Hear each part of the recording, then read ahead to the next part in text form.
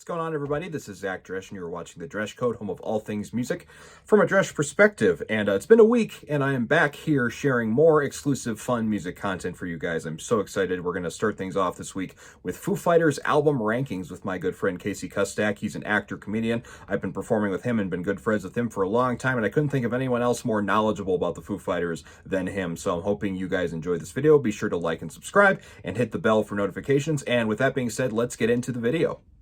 This is the definitive album rankings. It's not opinion, it's definitive. It's definitive, god damn it. For us, I should say.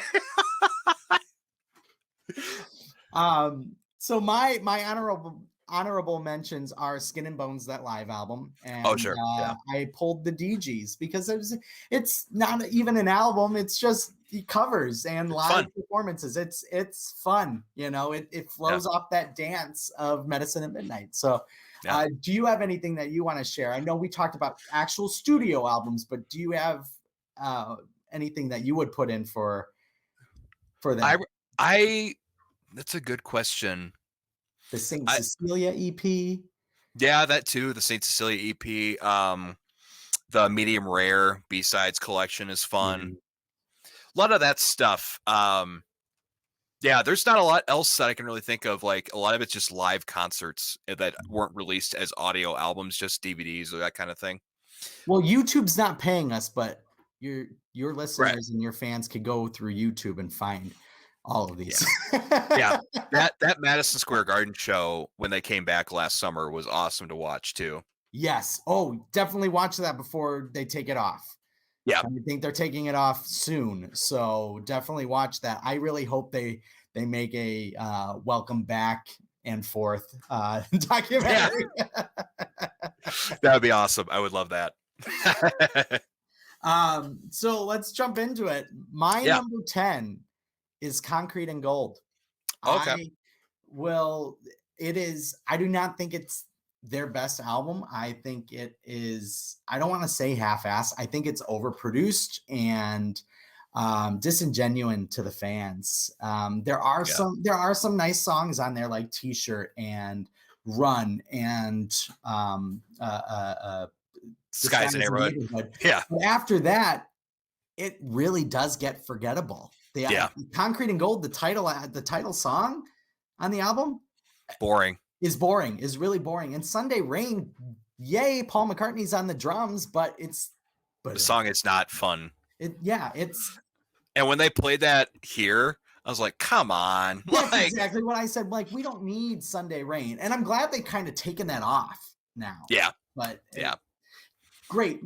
Anytime you get to hear Taylor sing, though, it is fun. Like Cold Day in the Sun, it's fun. But Sunday Rain for me just didn't do anything. And that's kind of that purpose is, you know, you got all these guest stars on Concrete and Gold, and it just really felt like the Foo Fighters featuring Boys to Men on Skies in Neighborhood. The Foo Fighters featuring Justin Timberlake on Make It Right. But I mean, to me, it's not a great album. Yeah. It's good, but not great. It's not my least favorite, but it's the one next to my least favorite. Sonic Highways is my least favorite. Okay. The reason being, Sonic Highways is my next one. We flipped ours. Yeah. The reason why this one is my least favorite is because this album does not have a Run or a Skies in Neighborhood. Something from Nothing is cool, but it doesn't have the singles that I'm used to from the Foo Fighters where it's like, yes, please, the kick-ass single. Something from Nothing's fun, but it doesn't, I'm not like, what? It's still good. The Feast and the Famine's an awesome song. Congregation's a great song. But Subterranean and I Am a River don't do anything for me. And God Is My Witness. That's weird. Yeah. Sonic Highways was a fun project, and it's a great transition because Sonic Highways is my number 9. And the reason I put it at number 9 and why it is just slightly above Concrete and Gold is because it's different. It's unique. You really got to see what it is that they were trying to do. And the fun piece is when they were up to release of that, it was part of that HBO documentary Sonic Highways that Dave directed and produced, right? And you every week leading up to the album, they released a new song, and so you got to kind of see the process of them making this album, which was a lot of fun to do. But again, I agree, they don't have an absolute banger on it. Outside is fun to hear live, like they've done that. Congregation is too. I would say those are probably their two best off that piece. But again, much like Concrete and Gold, it is a forgettable album, but I think it's more fun and more technical than Concrete. Yeah, I will also say Sonic Highways, in my defense of that album, it sounds better production-wise than Concrete and Gold does. Yes. Concrete and Gold has a muddy production. I don't know what it is. It's just like, what the hell? Like, it's got this weird, like 70s. Yeah. Yeah. I think that was what Dave's intent was. I think if production were better, I'd probably like the songs a little more. Yeah. Like La-Di Da, I'd probably like better if Dave's screams weren't just front and center in the chorus. It's just super weird to me. Like the I don't know. But yeah, that's Concrete and Gold is my number 9. The reason why it's a little higher is because of Run in the Sky's a Neighborhood. And Dirty Water is fun. And the line has its moments. It feels very safe by the numbers. Yes. T-shirt takes a chance and it works. Yeah. Make it right is too Southern rock for me, I think, for them. But if it weren't for those singles, it'd probably be dead last, honestly. Yeah. It's good to see them take a different direction. And that leads me to Medicine at Midnight at number 8 for me. Oh, okay.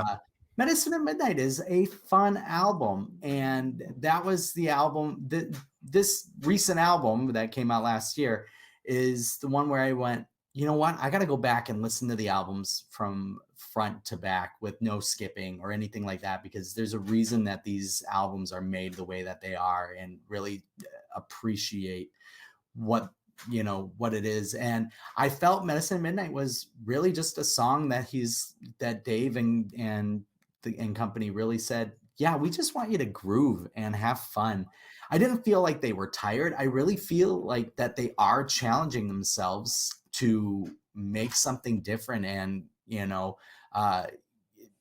not just be a one note band. I mean, after 25 years, it's easy to do that. So yeah, for sure. Yeah, I totally agree with you on that, but it's a little higher for me. Go. All right. Tiny bit. Number 8 for me might turn some heads. I've got In Your Honor. That's number 7. Yeah, there you go. The reason why is I think, had it been condensed to one album, I'd probably like a little more. Because the second half of the rock side is good, but forgettable. Mm-hmm. It's solid. Resolve is probably the best song in the second half of that album. I love Resolve. But I mean, the singles are what makes the rock side. No Way Back, Best You, DOA, those are the best songs on it.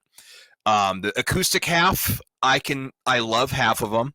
The other half, I'm like, it's fine. Yeah. I think had they just put the best of each side, the best of each side, I would like it a little more. And then done a B-side thing. Resolve there. I know. But yeah, that's how I feel about In Your Honor.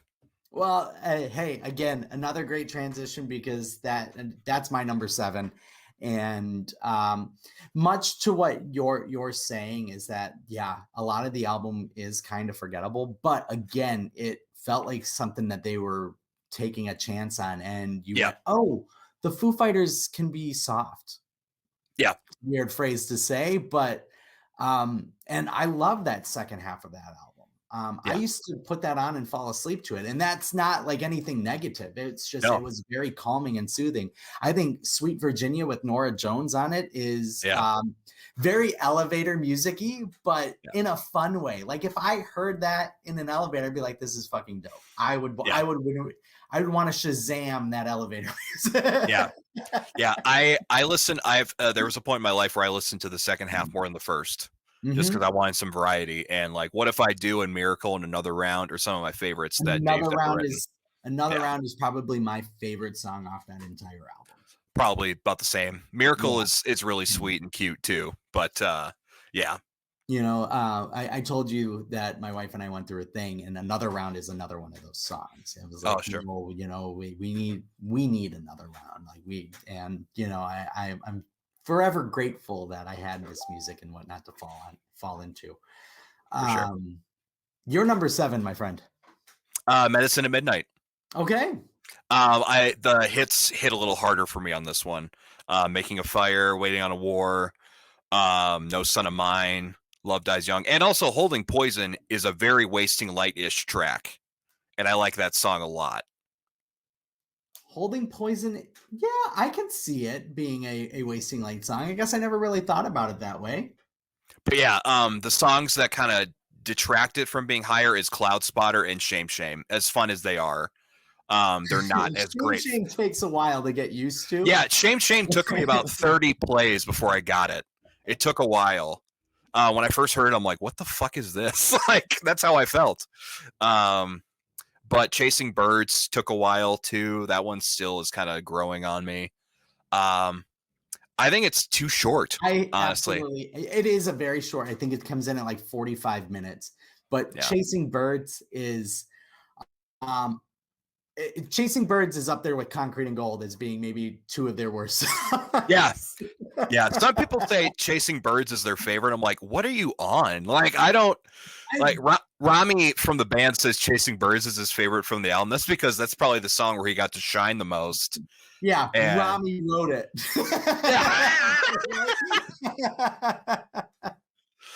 Yeah. He's going to get his own Chasing Birds moment in Studio 66 or 666. Right. Yeah. Yeah, but your feelings about it reflect mine too. So that's how awesome. I feel. Yeah. Number 6 is the debut, Foo Fighters. Self-titled.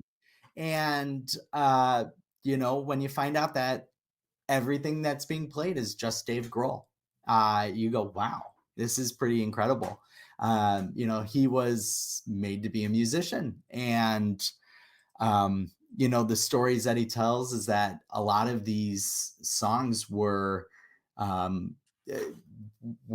written while he was in Nirvana, and he would show these to Kurt, and Kurt would be like, these are fucking cool, man. These are great. And, when you find out that it's kind of like that is a lost Nirvana album in a sense, you're like, oh, it is probably the most grunge of the Foo Fighters albums. Oh, totally. Yep.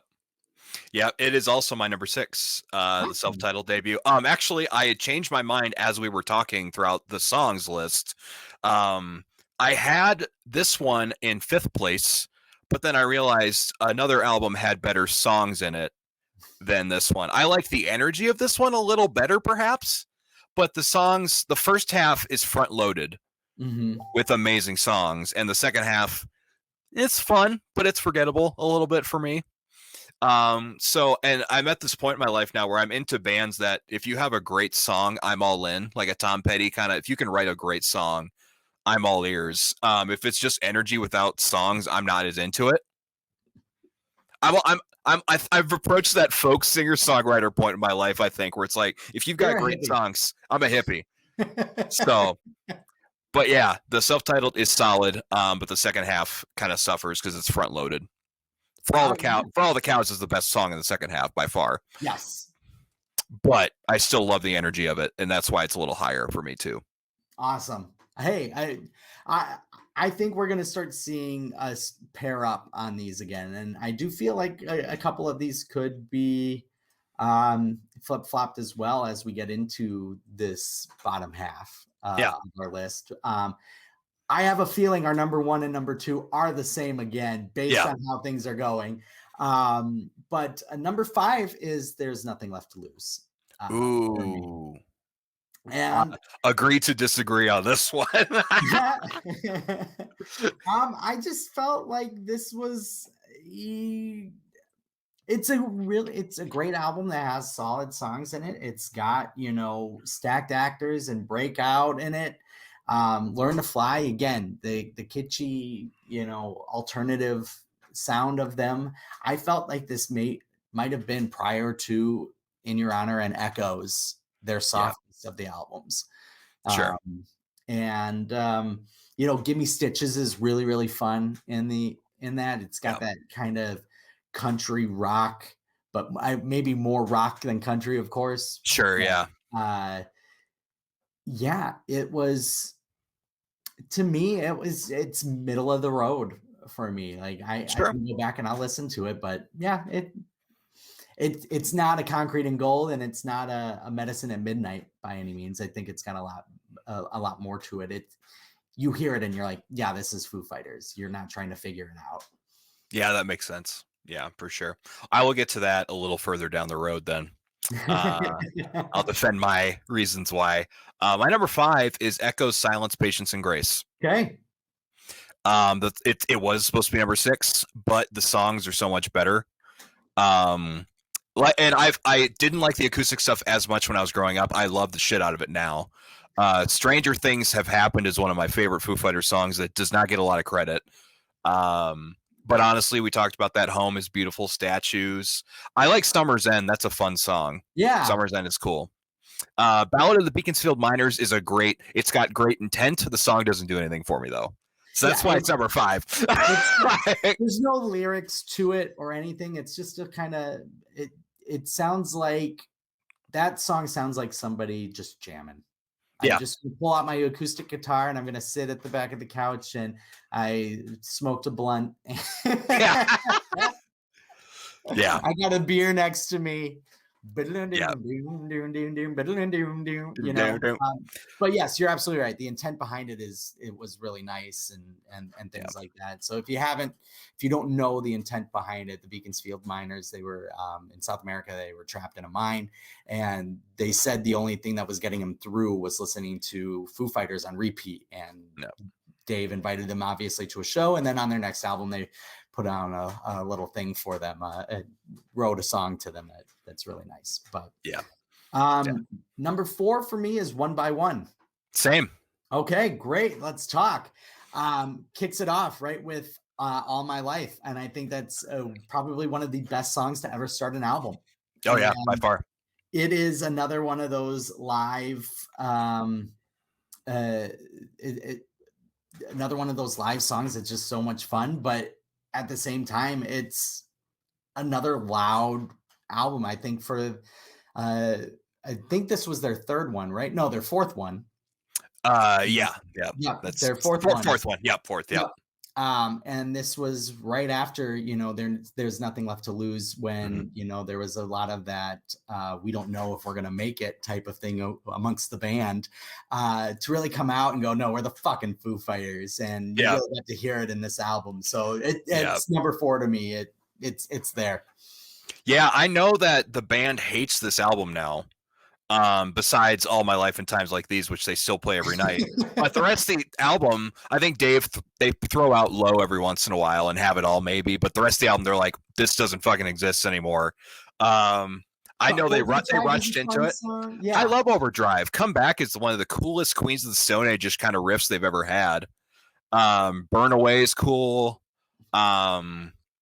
The only song that doesn't quite is on there, and Tired of You. The only song that doesn't quite do it for me is Disenchanted Lullaby.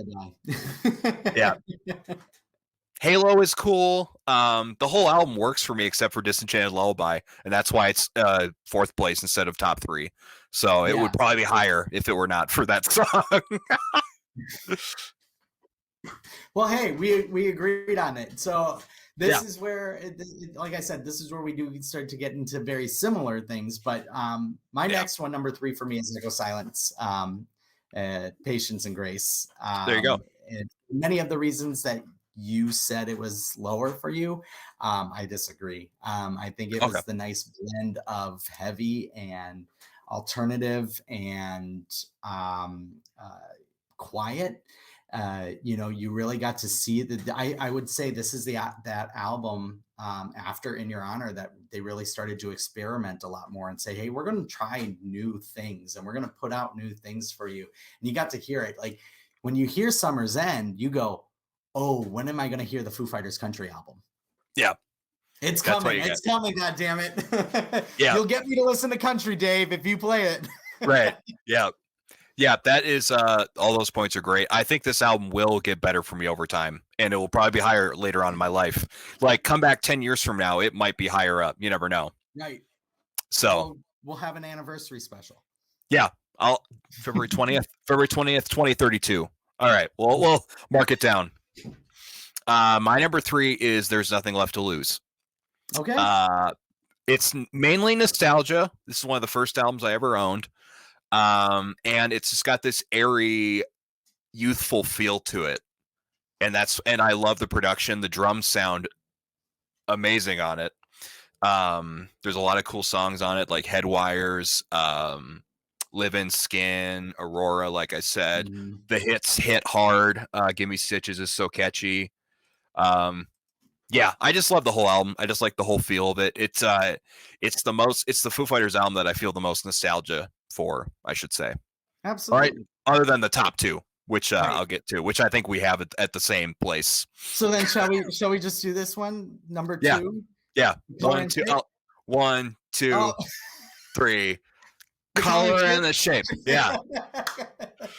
Number 2. I mean, it's that album feels like it's banger after banger after banger. And it's got Everlong on it. Yeah. Right? Like this is the album that made the Foo Fighters a household name. Yeah. And it's just a fun album. You've got bits of grunge and you've got bits of the direction that the Foo Fighters were ultimately going to go towards in it. And you can really see that growth in there. It's their best album one of their best albums for a reason, not our best album, but it is their best album, objectively it's their best. Correct. I'd say for a reason. And, that's why these two, you can really fight for 1 and 2. Yeah. So your reasoning, my friend. It's been number 1 for a long time, but then I looked at your list and I'm like, okay, let me backtrack here. Do I visit all of these tracks at the same time as much as I do Wasting Light? No. Right. But is it a seminal, objectively their best album? Yes. So that's why I put it at number 2. Yeah. And every song is great. Even the experimental songs like See You are super fun and catchy. Enough Space. Yeah, Enough Space. Just boom. Yeah. So number 1 is 1, 2, 3. Wasting Light. Yeah. Wasting Light. It's from top to bottom their best album. Every track. Every track is so much fun. It doesn't feel overproduced. You've got fun guest appearances. I can't remember his name, but from Husker Du. Bob Mould. Yeah. And it to just take it and say, we're going to do this like we did it back in the day with tape, with analog, and go into the garages at Dave's home and produce this record with Butch Vig, right? It's just so much fun.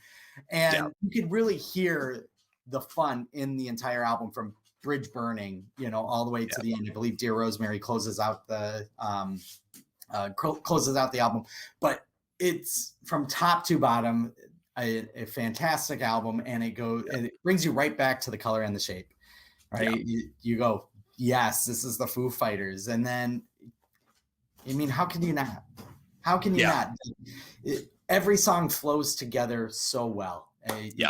You don't skip any of those songs. No. And your reasoning is exactly why it's my number 1 too. Every song is great. It flows so well. The production, sonically, it sounds like the best rock album of the last 20 years.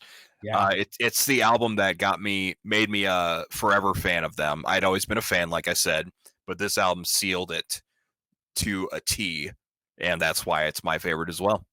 Yes. Yeah. I mean, we couldn't have picked a better album. Oh yeah.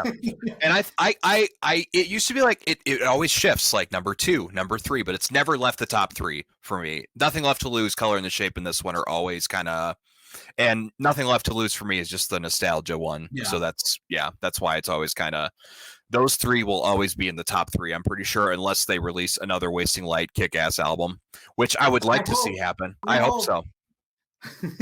I think sequels. Can they do Wasting Light too? I don't know. I feel like they could. They're doing. I don't know, but I think maybe Dave would view that as like backtracking or regressing and be like, we don't want to just do another album like we did again. But I'm like, yes, please. That album was great. Like, yeah, give me something that makes me want to put the album back on and just listen to it over and over and over again. And that's exactly what this album does. There are bits of quietness, but it's too infrequent for the quietness. It is loud from start to finish. You've got that little warning label on the front of it, on the plastic packaging when it first came out, that said, "Warning: you need to play this album loud." I said that earlier, and there's a reason behind it. Like, yes, I will blow a couple fucking speakers to listen to this album. That is exactly my point too. It sounds amazing in the car, everywhere. It sounds amazing. So, hot damn, that one's the classic. Damn. That was fun. Hey, 90 fucking minutes of the Foo Fighters. Who thought? Who thought? Yeah. Thank you, Casey, for doing this. Before we end the show, what have you got going on? Oh my God, what don't I have going on? At the end of February, the last weekend of February, I'm in Huron, South Dakota, featuring for the wonderful Nathan Timmel. Awesome. In March, I'm going to put this out there. He knows about it, but I might be doing a little guest spot for Jeremy Piven in Flanger, South Dakota at Royal River Casino when he's here at the end of March.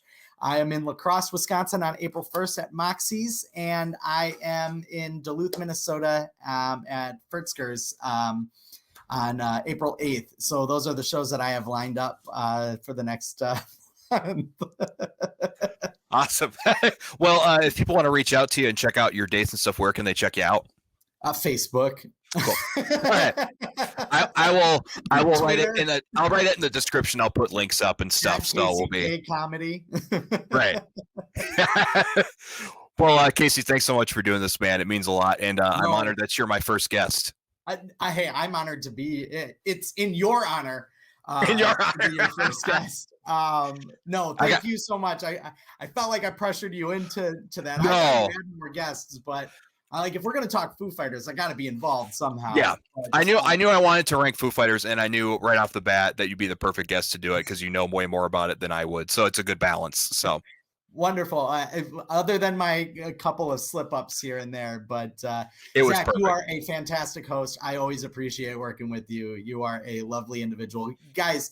Go check out Zach Dresch in everything that he does, from stand-up comedy to improv falls. He is absolutely amazing.